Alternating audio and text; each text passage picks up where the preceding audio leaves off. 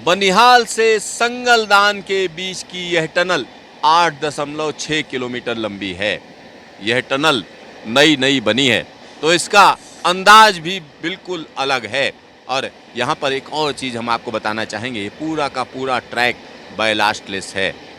111 kilometre लंबा बनिहाल से कटरा के बीच का जो ट्रैक है वो ज़्यादातर बैलास्टलेस बनाया गया है।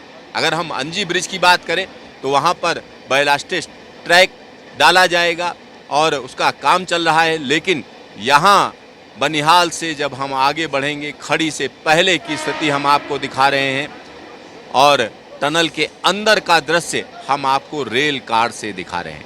तो रेल कार से नया नज़ारा देखिए, बढ़ते हुए भारत की नई तस्वीर देखिए। कहीं ना कहीं विकसित भारत की बात बार बार कही जाती है। खुद प्रधानमंत्री बोलते हैं कि विकसित भारत बनाना है 2047 तक, तो उसमें इंफ्रास्ट्रक्चर का एक बड़ा रोल होता है। अगर हम रेलवे की बात करें तो रेलवे को कहीं ना कहीं उसी लेवल पर ले जाना है जैसा कि विकसित देशों में है। तो हम लोगों के लिए एक नए अंदाज में रेलवे तैयार है। यहाँ पर अगर हम इस पूरे ट्रैक को अगर समराइज करें तो बनिहाल से संगलदान के बीच, बनिहाल से जब आगे बढ़ेंगे तो पहला स्टेशन खड़ी पड़ेगा। खड़ी के बाद की अगर हम बात करें तो सुंबड़, सुंबड़ के बाद संगलदान। बोलने में तो ये स्टेशन बड़े आसान लगते हैं, लेकिन जिस इलाके में ये स्टेशन है वहाँ का टेरेन पूरी तरीके से अलग है, पूरी तरीके से अलग है। ऊंचे ऊंचे पहाड़ हैं, लैंडस्लाइड भी है, साथ ही साथ एक बड़े इलाके में जब मौसम खराब होता है तो बर्फबारी भी होती है। तो इन सारी दिक्कतों और कठिनाइयों के बीच में यह ट्रैक तैयार किया गया है।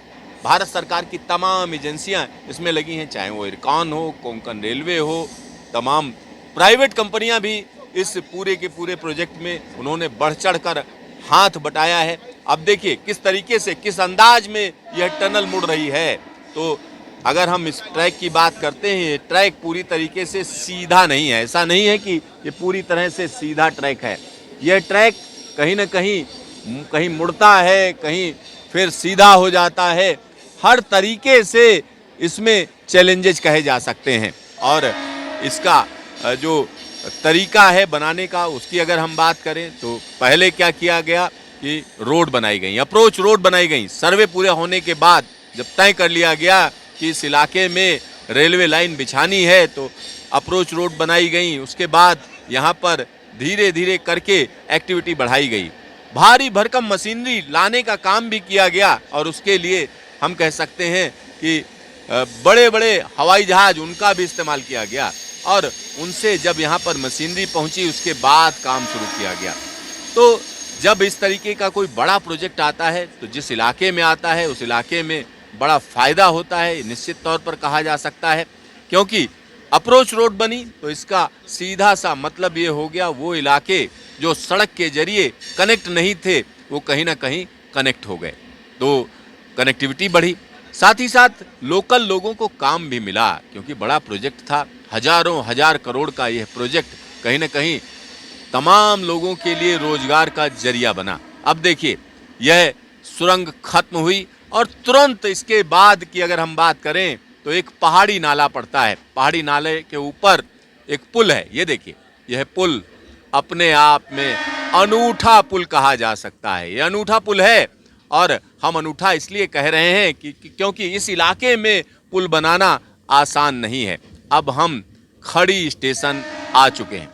खड़ी का यह स्टेशन नया नवेला स्टेशन है और जिस जगह पर बना है वहाँ की अगर हम बात करें तो आसपास की जो चट्टानें हैं उनको कहीं ना कहीं स्टेबलाइज किया गया है। यानी इसके लिए खास तरीके की प्रिपरेशन की गई, खास तरीके की तकनीक का इस्तेमाल किया गया। अब खड़ी स्टेशन से होकर हम गुजर रहे हैं और खड़ी स्टेशन वाकई निश्चित तौर पर बदलते भारत की एक अनूठी तस्वीर है।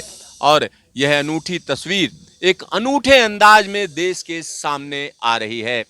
कैमरामैन शकील अहमद के साथ सिद्धार्थ, न्यूज स्टेशन, खड़ी।